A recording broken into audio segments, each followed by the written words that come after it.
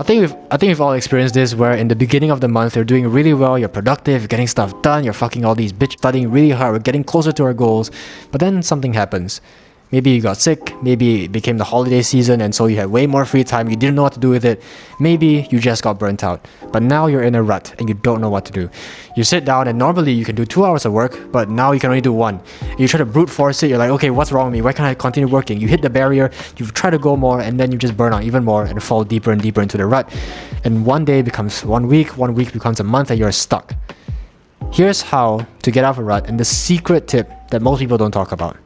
You've probably heard the really common advice of start small and build up, progressive overload, right? If you can't do 30 minutes of work, that's okay. Start with 10 minutes, then next day do 20, next day do 30, and you'll get back up to where you normally were.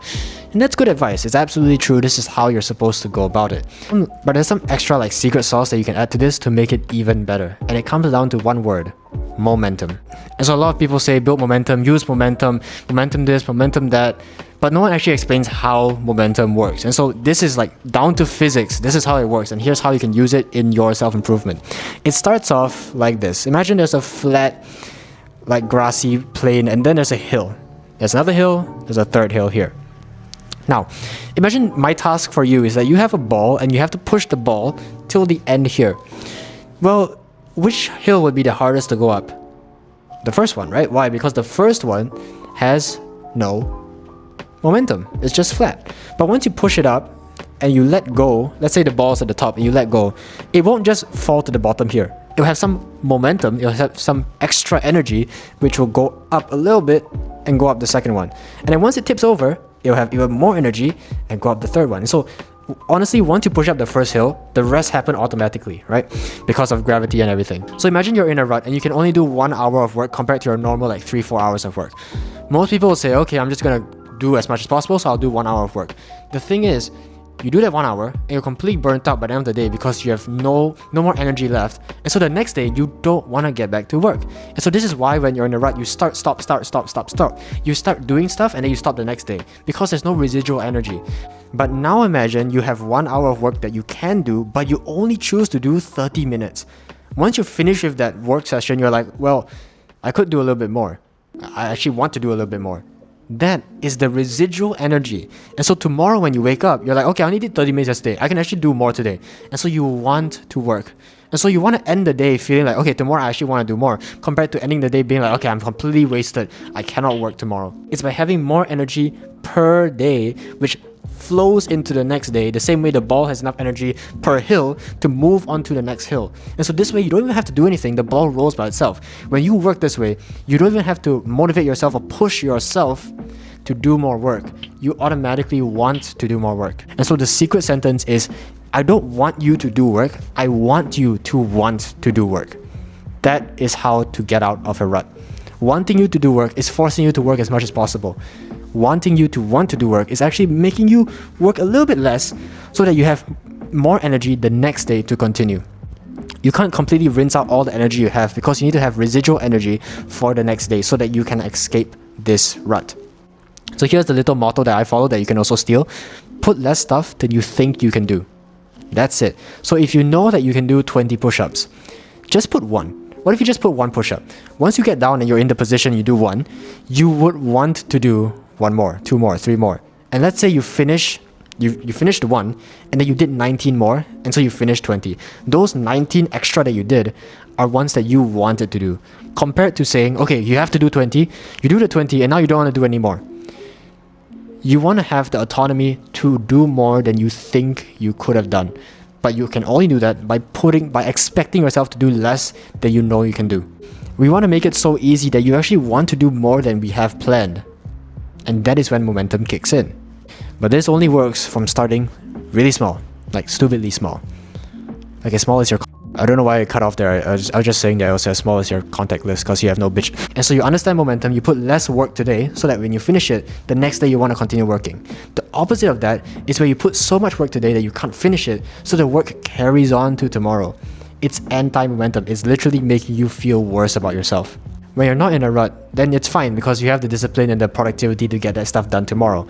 But whenever you do this when you're in a rut, you just fall deeper and deeper and the work starts piling up more and more. It doesn't help at all. And so if you were supposed to study 1 hour today, but you only did 30 minutes, don't do 1 hour and 30 tomorrow. Just set it as 1 hour. So here's a simple question. Would you rather brush your teeth 30 minutes once a week on Sunday? So imagine the whole week you don't brush your teeth, only one day you brush. Or would you rather just brush it 4 minutes every single day? You know, you're supposed to brush like 2 minutes twice a day, so 4 minutes, right? The thing is, it's the same amount of time total. If you do 4 times 7, it's 28. You do it 28 minutes a week. If you do 30 minutes once a week, it's still 30 minutes a week. But because you broke it up, you rather do it a little bit every day, which leads to the dental health that you want, right? So I think that's the same mindset we gotta have.